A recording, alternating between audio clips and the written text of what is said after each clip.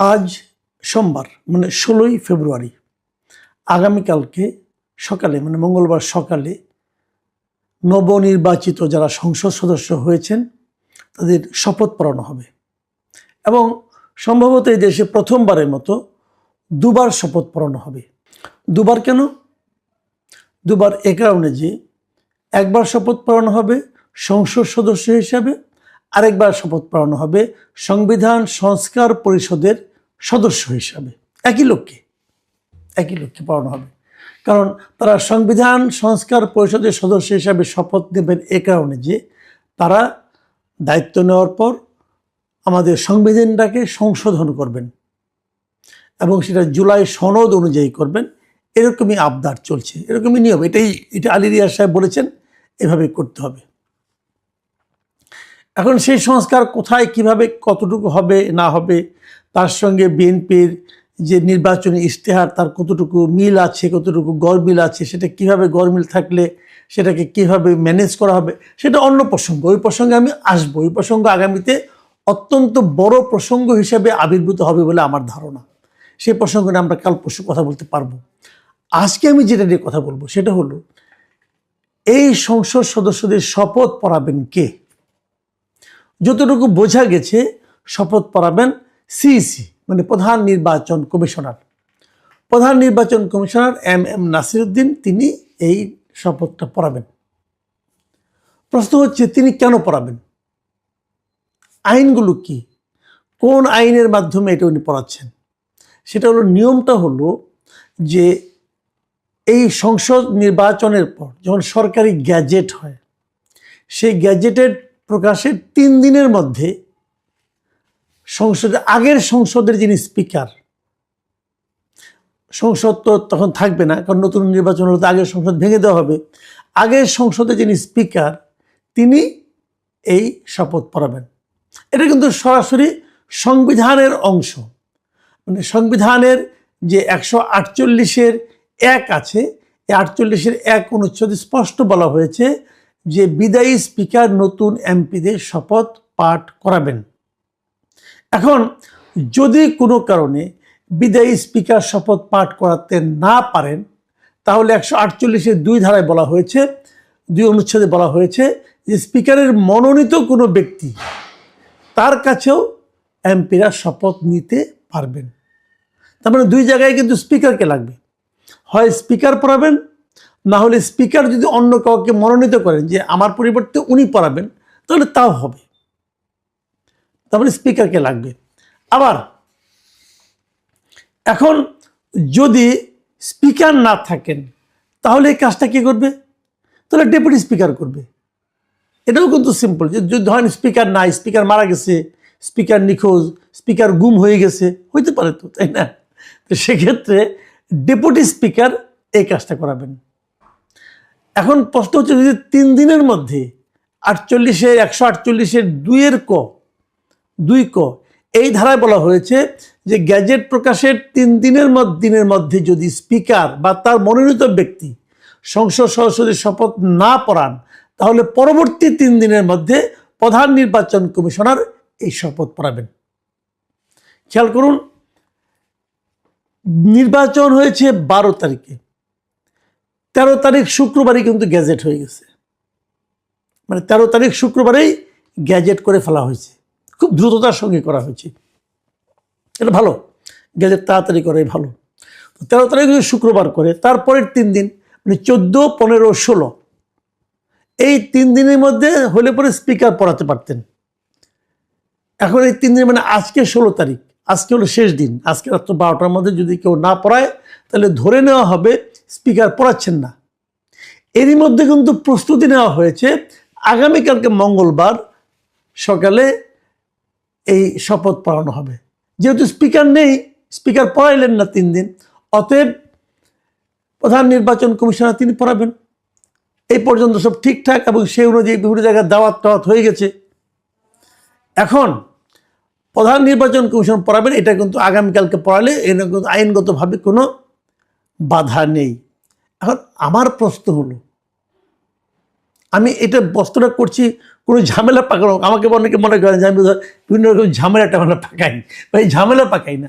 আমি এই প্রশ্নগুলি করি এই কারণে যে এই প্রশ্নগুলি কিন্তু পরবর্তী সময়ে কখনো না কখনো উঠতে পারে।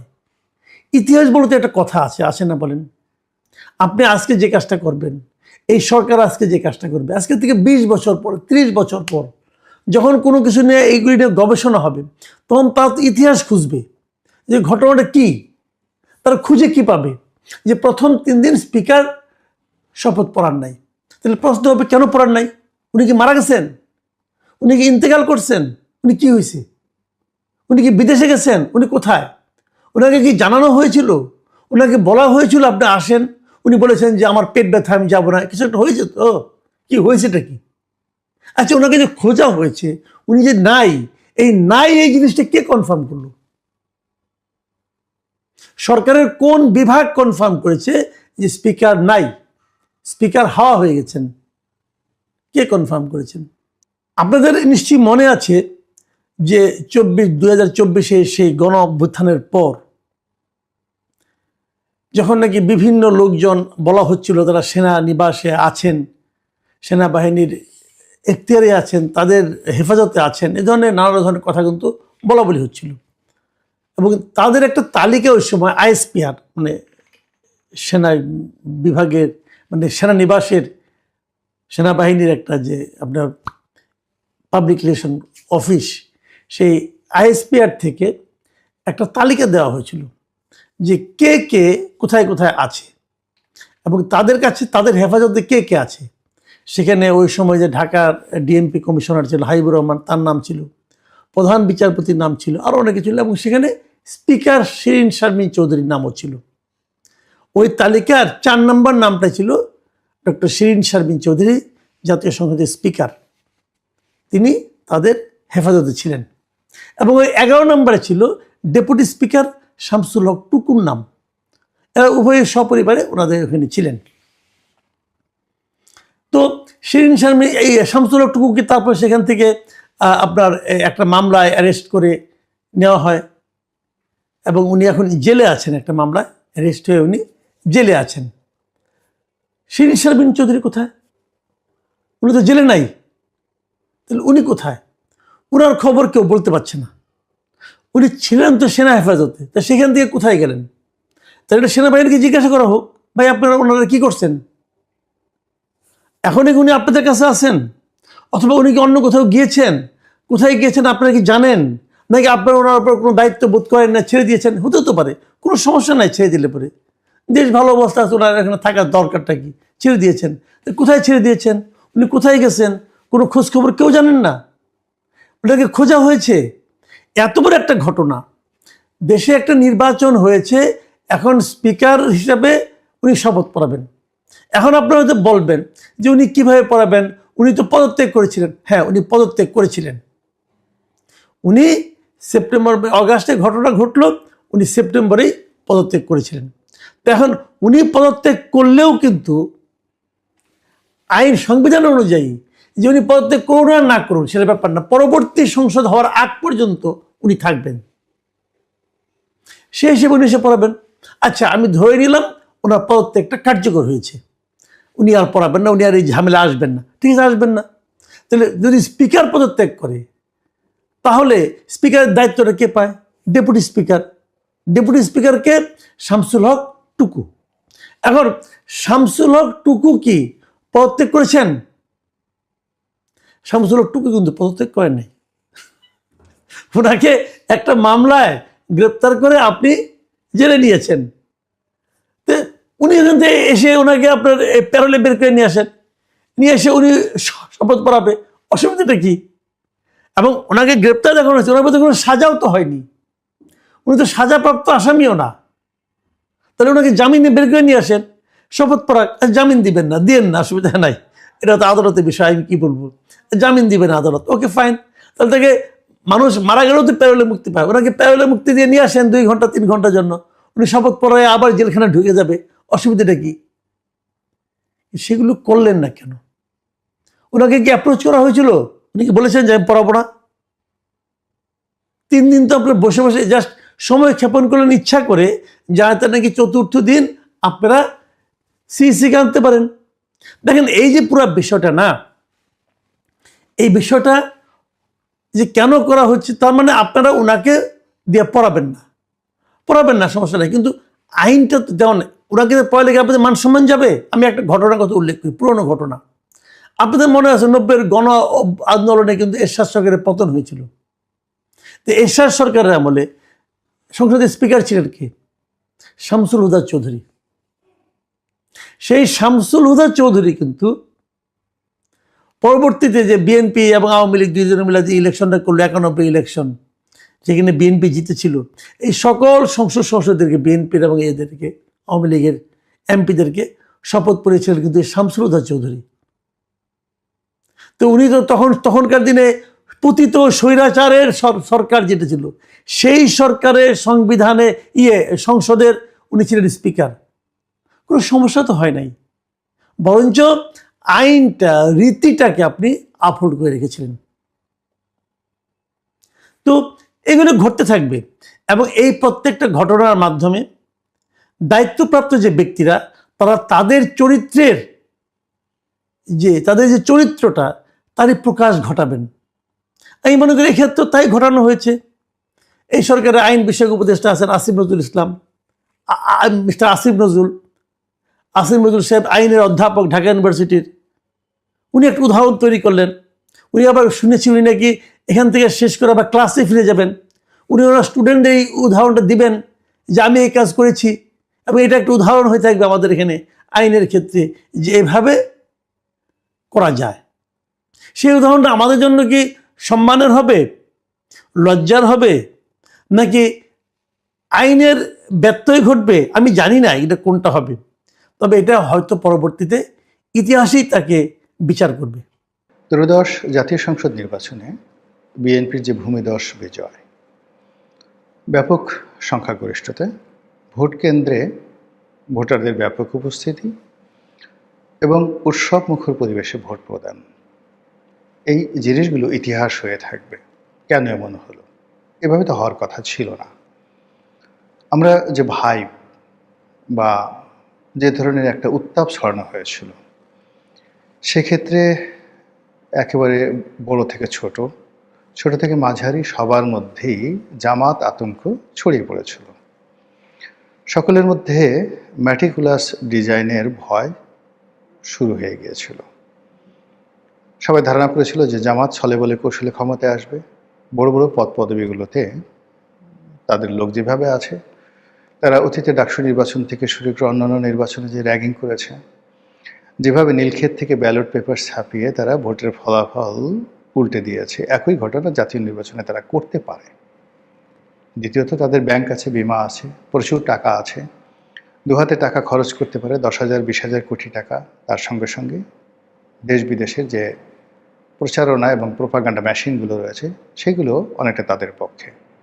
চীন, পাকিস্তান, তুরস্ক, এই দেশগুলোর সঙ্গে সঙ্গে আবার সৌদি আরবও চাচ্ছিল যে জামাত ক্ষমতায় আসুক। অন্যদিকে তালেবান রাষ্ট্র আফগানিস্তান জামাতের সঙ্গে, হেফাজতের সঙ্গে, ডক্টর মোহাম্মদ ইউনূসের সঙ্গে চমৎকার একটি সম্পর্ক গত 17 মাসে গড়ে তুলেছিল। এগুলো দেখে আমরা ভয়ে অস্থির হয়ে পড়েছিলাম যে জামাত ক্ষমতায় আসবে। তো এই অবস্থাতে প্রথম থেকে দেখলাম যে আমরা শেখ হাসিনা বা আওয়ামী লীগের লোকজন যারা আছেন, তারা বিএনপি সম্পর্কে খুব নরম ভাষায় কথা বলছেন। বিএনপির সঙ্গে একটা সমঝোতা, রিকনসিলিয়েশন, এই কথাগুলো তারা বলে আসছিল, এবং সজীব ওয়াজেদ জয় তারেক রহমান সাহেবের সঙ্গে কণ্ঠ মিলিয়ে অনেক কথা বলেছেন। এমনকি শেখ হাসিনা, স্বয়ং সাবেক প্রধানমন্ত্রী, তিনি বিভিন্ন সময় তারেক রহমান সাহেবকে নিয়ে তো সারা জীবনে বিষোদ্গার করেছেন, কিন্তু এই গত 17 মাসে দেখা গেল বিএনপি নিয়ে, খালেদা জিয়া নিয়ে, রাজনীতি নিয়ে তিনি অনেকটা লিবারেল অবস্থায় ছিলেন। তখন সবাই ধারণা করতো যে সম্ভবত বিএনপির সঙ্গে আওয়ামী লীগের একটা সমঝোতা হতে পারে, এবং এই সমঝোতার ক্ষেত্রে ভারত খুব গুরুত্বপূর্ণ ভূমিকা পালন করতে পারে বা করেছে। যখন তারেক রহমান সাহেবের বাংলাদেশে আসার বিষয়টা খুব অনিবার্য হয়ে পড়ল, এর কারণ হলো একে তো বিশৃঙ্খল রাজনীতি, দ্বিতীয়ত তার মা হাসপাতালে অসুস্থ, এবং এতটা গুরুতর অসুস্থ সবাই বলা বলি করছিলেন যে তিনি হয়তো বেঁচে নেই। তো তখন তারেক রহমান সাহেব বললেন যে তার বাংলাদেশে ফিরে আসার যে বিষয়টি, এটি আসলে তার একক সিদ্ধান্তের উপর নির্ভর করে না। এটি নিয়ে তুমুল হট্টগোল হলো, যে যার মতো করে বলল এ দেশ ছেলেবে কীভাবে, সে তো পরাধীন, সে লন্ডনের নাগরিকত্ব নিয়েছে, ওই নাগরিকত্ব ছেড়ে তার পক্ষে আসা সম্ভব নয়, সে লন্ডনের অ্যাসাইলামে আছে, নানা রকম কথাবার্তা যখন বলা হচ্ছিল, ঠিক সেই সময়টাতে বাংলাদেশে ওসমান হাদির যে হত্যাকাণ্ড ঘটল, এবং সেই হত্যাকাণ্ডকে কেন্দ্র করে সারা বাংলাদেশ এতটা উত্তাল হয়ে পড়ল যে কোনো কিছু কারো নিয়ন্ত্রণে ছিল না। বিএনপির যারা লোকজন তারা প্রমাদ গড়লেন যে আর একটি ইসলামী বিপ্লব হয়ে যেতে পারে, আরেকটি 5ই আগস্ট হয়ে যেতে পারে, এবং নতুন একটি বিপ্লবী সরকার হাদির এই মৃত্যুকে কেন্দ্র করে ঘটে যেতে পারে, এবং সেটা প্রায় ঘটেই যাচ্ছিল যেদিন হাদির জানাজা হলো। তো হাদির এই মৃত্যুর ঘটনার সঙ্গে সঙ্গে তারেক রহমান সাহেব নাটকীয়ভাবে বাংলাদেশে আসার ঘোষণা দিলেন, এবং তিনি বললেন যে তিনি 25 তারিখে আসবেন, এবং 25 তারিখে তিনি আসলেন, এবং যথারীতি যেটা আমরা দীর্ঘদিন ধরে বলে আসছিলাম যে তিনি আসার পর যমুনার গুরুত্ব থাকবে না, তিনি আসার পর সবাই তার কাছে যাবে, এবং তিনি যেদিন বাংলাদেশে পা দিবেন ওই দিন থেকে তিনি বাংলাদেশের অঘোষিত প্রধানমন্ত্রী হয়ে যাবেন। এই কথাগুলো আমরা কে বলেছেন জানি না, কিন্তু আমি গত 4-5 মাস যাবৎ বলতে গেলে ঝুঁকি নিয়েই কিন্তু এই কথাগুলো বলছিলাম। এর কারণ হলো এখন আজকের এই দিনে তারেক রহমান সাহেবের প্রশংসা করাটা খুবই সহজ একটা বিষয় এবং মাগনা একটা বিষয়, কিন্তু যাকে বলা হয় তারেক রহমান সাহেবের লন্ডনের সাথে যে বৈঠক হলো ওই সময়টা পর্যন্ত, অর্থাৎ 2025 সনের জানুয়ারি থেকে জুন পর্যন্ত এই সময়টার মধ্যে তারেক রহমান সাহেবের প্রশংসা করাটা, তার পক্ষে বলাটা ভীষণ রকম যাকে বলে ঝুঁকির মধ্যে ছিল। এই কারণ হলো অহরহ মহবহ ছিল, এমনকি বিএনপির লোক, মির্জা আব্বাসের মতো লোক, মির্জা ফখরুল সাহেবের মতো লোক, তারপর সালাউদ্দিন সাহেবের মতো লোক, তারাও মবকে ভয় পেতেন। ঢাকা বিশ্ববিদ্যালয় বুয়েটে যেখানে তারেক রহমান সাহেবকে নিয়ে বাজে রকম স্লোগান হতো, 1 2 3 4, তারেক রহমান সাহেবের ঢ্যাস মার, তারপরে টিনের ছেলে কাউয়া, তারেক আমার ঢ্যাস, এই সমস্ত কথাবার্তা বলা হতো। তো সেক্ষেত্রে তারেক রহমান সাহেব প্রধানমন্ত্রী হবেন, বাংলাদেশে ফিরে আসবেন, সে আসলে জামাতের কোনো গুরুত্ব থাকবে না, এই কথাগুলো বলা এত সহজ ছিল না। আপনারা যারা ইউটিউব দেখেন দেখবেন যে ওই সময়টাতে আমি এই কথাগুলো বলেছি। যাই হোক, তিনি এসেছেন, আসার পরে ঠিক যেভাবে বলেছিলাম ওভাবেই সব কিছু হয়েছে। কিন্তু অবাক করার ব্যাপার হলো যে তিনি যেই তারিখে আসলেন, 25শে ডিসেম্বর তারিখে আসলেন, তো তার আসার আগে 25শে ডিসেম্বর না কয় তারিখে আসলেন, আমি এখন 25 ডিসেম্বরে হয়তো বা আসলেন। তো তিনি যেদিন আসলেন সেই দিন থেকে আওয়ামী লীগের কথাবার্তা অনেকটা উল্টে গেল। অর্থাৎ শেখ হাসিনা যেভাবে তারেক সাহেবের ব্যাপারে লিবারেল ছিলেন, তিনি আবার সেই তারেক সাহেবকে খোঁটা দিয়ে কথা বলা শুরু করলেন। তিনি বাংলাদেশে আসার পর আগের ভাষাতেই কথাবার্তা বলা শুরু করলেন। আবার তিনি আগে যেভাবে ভোটে অংশগ্রহণ করবেন, তারপরে সুযোগ পেলে অবশ্যই অংশগ্রহণ করবেন, তারপর তিনি এখনও দেশের বৈধ প্রধানমন্ত্রী, এই কথাগুলো তিনি বলা শুরু করলেন। আগে কিন্তু তিনি বলেছিলেন যে ঠিক আছে, যেটা ঘটে গেছে আমি মেনে নিয়েছি, আমি পদত্যাগ করেছি, এই কথাগুলো বলেছেন। কিন্তু পরবর্তীতে দেখা গেল তারেক রহমান সাহেব আসার পরে আওয়ামী লীগ তার কথা পরিবর্তন করে বলার চেষ্টা করলেন যে এখনও শেখ হাসিনা বৈধ প্রধানমন্ত্রী, ক্যাবিনেট বৈধ, সংসদ বৈধ, সব কিছু বৈধ। এই কথাগুলো তারা কিন্তু একের পর এক বলা শুরু করলেন তারেক রহমান সাহেব আসার পরে। ফলে আমরা ভাবলাম যে পরিস্থিতি আরও হয়তো জটিল হয়ে যাচ্ছে, এবং আওয়ামী লীগ যে কোনো মূল্যে নির্বাচন বয়কট করার চিন্তা করবে বা চেষ্টা করবে। অন্যদিকে তিনি এবং তার যে পুত্র সজীব ওয়াজেদ জয়, তারাও বলে ফেললেন যে কোনো অবস্থাতেই যাকে বলা হয় আমার যারা ভোটার ভোট কেন্দ্রে যাবে না, এবং তাদের স্লোগান হলো নো ভোট নো ভোট। মানে যেহেতু ব্যালট বাক্সে মানে ব্যালট পেপারে প্রতীক হিসেবে নৌকা নেই, কাজেই এখানে নৌকার বাইরে কোনো ভোট হতে পারে না। তো এই যে প্রচারণা তুঙ্গে, সেই তুঙ্গে প্রচারণা হওয়ার পর সাংগতিক কারণে বিএনপির যারা লোকজন তারাও ভয় পেয়েছেন, আওয়ামী লীগের যারা লোকজন তারাও দ্বিধাগ্রস্ত ছিলেন, সবাই মনে করছিলেন আমরা ভোট কেন্দ্রে যাব না। কিন্তু আসলে শেষমেশ কিন্তু ভোট হয়ে গেছে। তাহলে এখানে কি হলো? এখানে কি কোনো চাণক্য নীতি কাজ করেছে?